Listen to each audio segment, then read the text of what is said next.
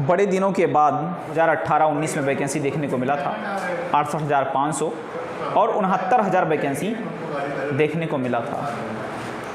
और उसी के साथ में अब हमारे यूपी में पुनः वैकेंसी आने का आगाज़ हुआ है। लेकिन सवाल ये है वैकेंसी कब तक आएगी, कुछ पता नहीं है अभी तक। लेकिन हाँ, बहुत ही जल्द बुलेटिन पे देखने को मिलेगा और वैकेंसी आ जाएगी।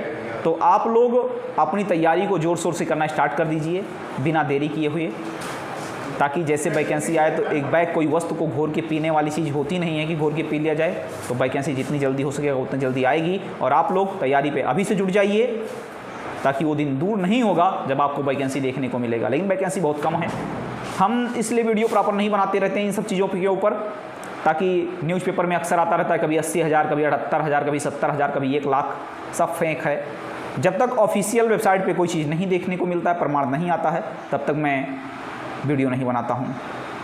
तो ठीक है, अगर वैकेंसी आती है तो आप लोग तैयारी पे जुट जाइए। वैसे भी इसकी ऑफिशियल वेबसाइट पर आ चुका है, नोटिफिकेशन जारी हुआ है कि वैकेंसी बहुत जल्द देखने को मिलेगी आप सभी को यूपी टेट के बाद। शिक्षा मंत्री महोदय ने कहा भी था कि यूपी टेट के बाद आप सभी को वैकेंसी देखने को मिल जाएगा।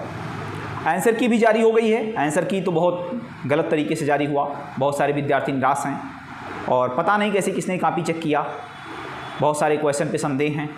और आप लोग बिल्कुल फ्री ऑफ कॉस्ट है, किसी प्रकार की कोई चार्ज नहीं है, आप लोग कंप्लेन दर्ज करा सकते हैं। लेकिन authentic proof according to NCERT के अनुसार आंसर होना चाहिए, अन्यथा आप क्या चीज़ें आंसर की साथ साथ में एक बम्पर धमाका आप लोग के लिए आया है। जो बम्पर धमाका क्या है इसको आप लोग देख लीजिए।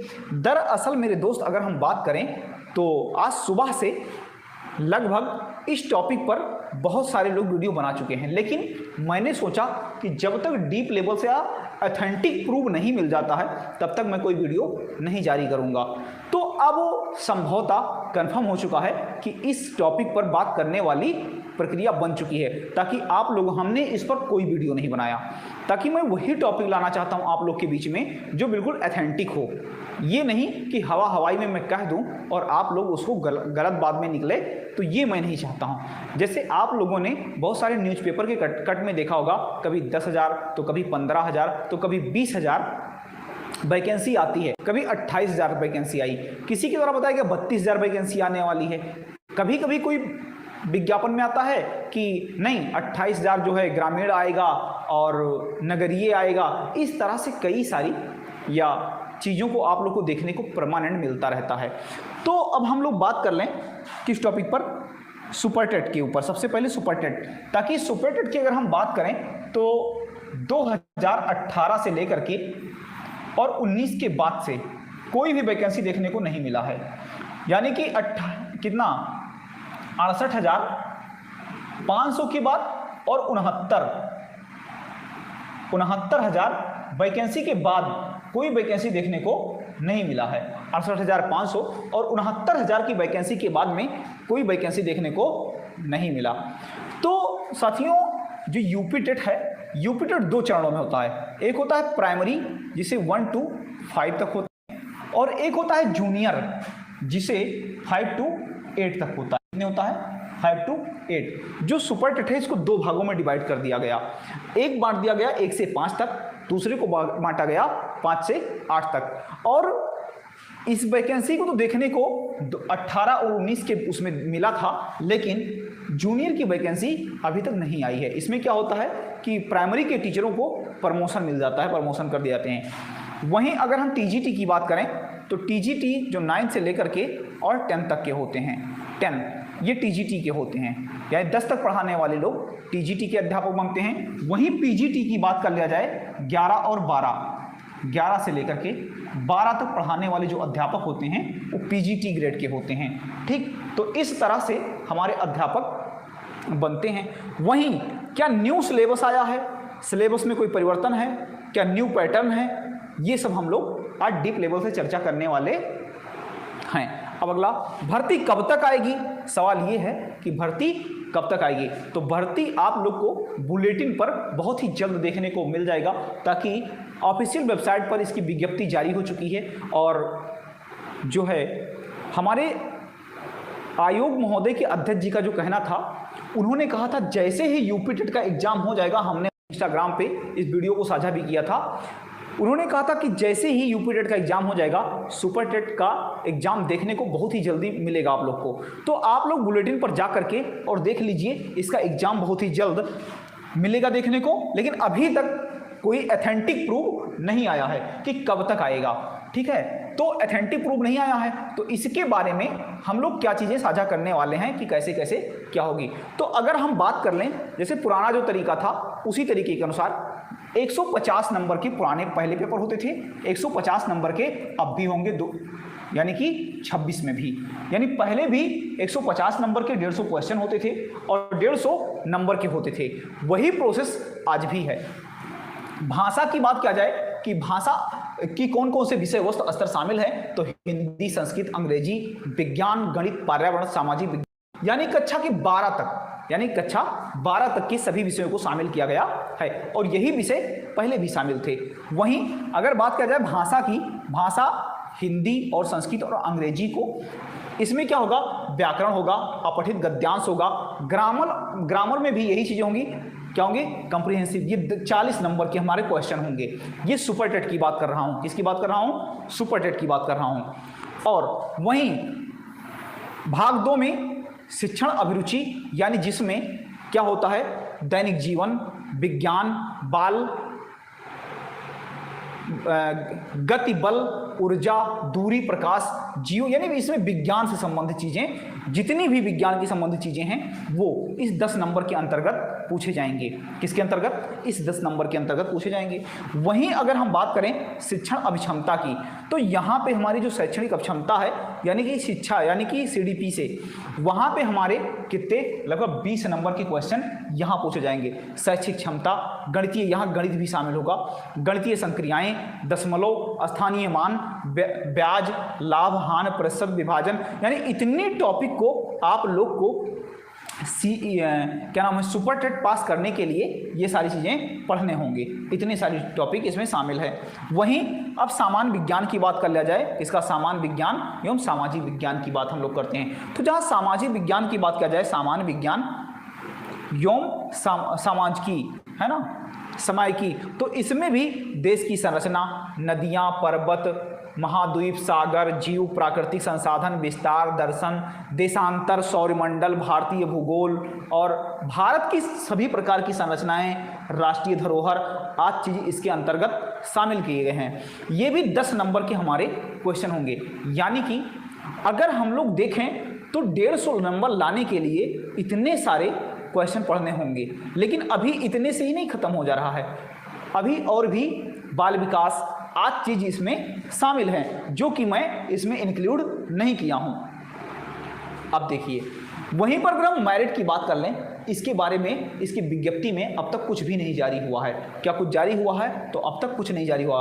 क्लास 10 के अगर जो पहले की हम लोग परसेंटेज की बात कर लें, पहले की मेरिट की बात कर लिया जाए, देखो यहाँ पे कोर्ट केस होगा, ताकि तमाम सारे विद्यार्थियों का ये भी कहना है कि जो नए विद्यार्थी आपके समय में शामिल हुए हैं वो काफ़ी हद तक नंबर अच्छे लेकर के आए हैं। लेकिन वही जो पुराने विद्यार्थी थे उनका नंबर उतना बेहतर आज के वाले की अपेक्षा नहीं है। तो क्या अब भी मेरिट होगा या अब मेरिट नहीं होगा, इसके बारे में सवाल बहुत सारे उठ रहे हैं। तो अगर इस पे मेरिट आएगा तो कोर्ट केस होगा, और कोर्ट केस होगा तो कब क्या जारी हो इसके बारे में कुछ पता नहीं है, बहुत लंबा प्रोसेस चलने वाला है। तो इसमें क्या होगा, यानी कि पहले क्या था, 10% क्लास 10 के स्टैंडर्ड से लेते थे मेरिट में, और 10% कट ऑफ क्लास 12 से लेते थे। वहीं ग्रेजुएशन की बात कर लिया जाए 10% ग्रेजुएशन से लेते थे। बीटीसी की बात कर लिया जाए तो 10% बीटीसी लेते थे। और फिर यानी कि जो परीक्षा समावेशी परीक्षण होती थी, टोटल मिला करके हमारे 60% बनते थे। या बीटीसी यानी पूर्व संचालित बीटीसी, जो पूर्व संचालित बीटीसी था, आज के समय में डीएलएड नाम दे दिया गया है। क्या दिया गया है? डीएलएड इसका नाम दे दिया गया है। तो 60% हमारे यहाँ बन जाते थे। तो वही क्वेश्चन मार्क अब एक खड़ा होता है कि क्या अब भी इस प्रकार के प्रोसेस होंगे, क्या अब भी इन चीज़ों को देखने को मिलेगा? तो मैं बता दूं, अभी इस पे कोई भी टीचर सटीक रूप से ऑथेंटिक प्रूफ नहीं दे सकते हैं। ठीक, ऑथेंटिक प्रूफ नहीं दे सकते हैं। तो इन सभी चीज़ों का, समस्याओं का सामना करना पड़ रहा है।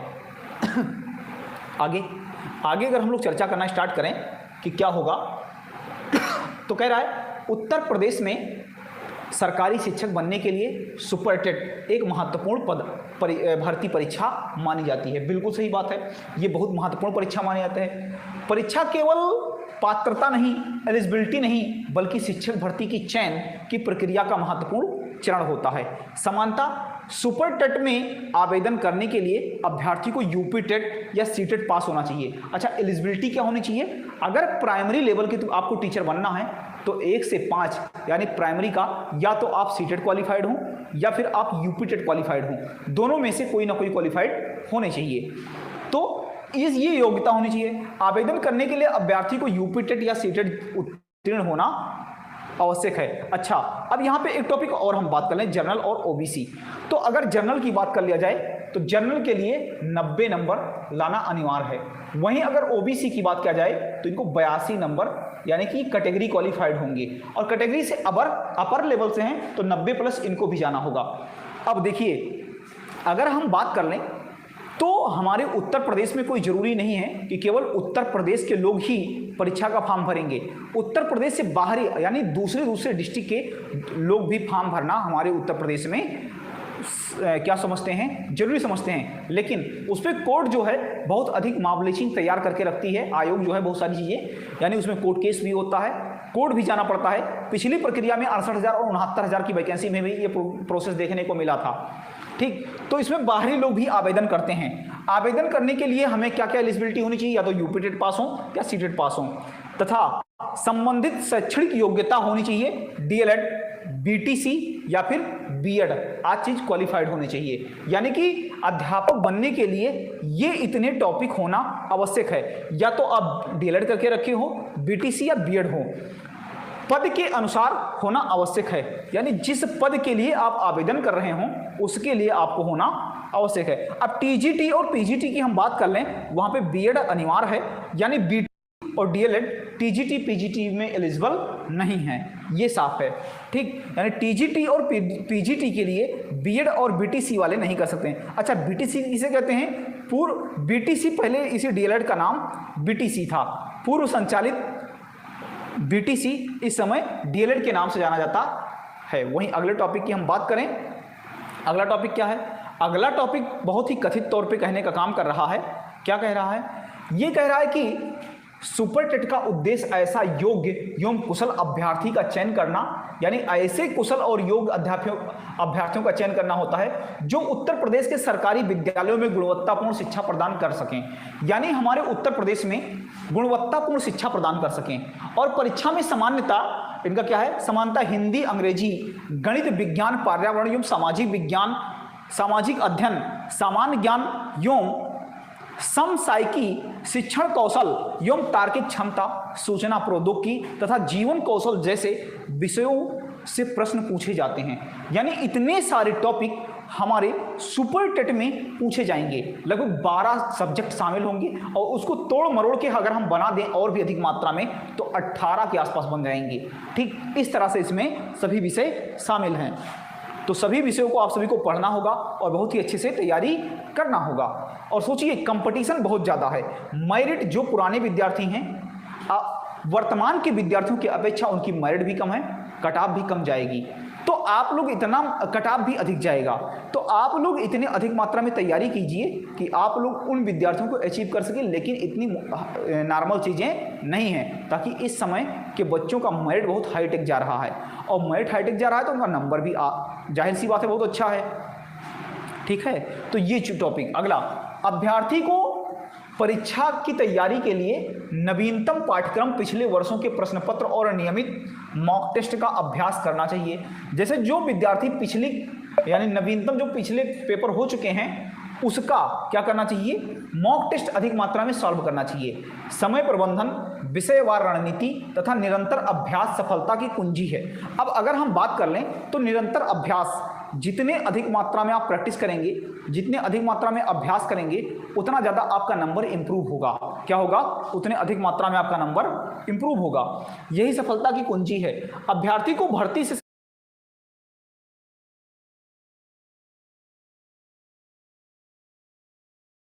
संबंधित नवीनतम सूचना और पात्रता परीक्षा पैटर्न और चयन प्रक्रिया की जानकारी केवल आधिकारिक सूचना जारी होने पर ही माननी चाहिए। देखिए, जब कोई आधिकारिक सूचना आए तभी माननी चाहिए, किसी नहीं पढ़ना चाहिए। मैं बार बार आप सभी को बताता रहा हूं और हमेशा से बताया हूं कि किसी के बहकाए गए बातों में मत आइए। देखिए, अगर हम न्यूज़पेपर उठा के देखें तो कभी 28,000, तो कभी 90,000, तो कभी 1 लाख वैकेंसी हमेशा देते रहते हैं न्यूज़पेपर वाले, लेकिन आधिकारिक सूचना के अनुसार अभी ऐसा कोई चीज़ें नहीं आई थी। अब वहीं हम बात करें तो अब जो है इस पदों का, अब वहीं चर्चा करने वाले हैं नगरीय। तो नगरीय वाली वैकेंसी आप लोग को बहुत जल्द देखने को मिल जाएंगी। कितने? नगरीय जो वैकेंसी है वो बहुत जल्द देखने को मिल जाएंगी।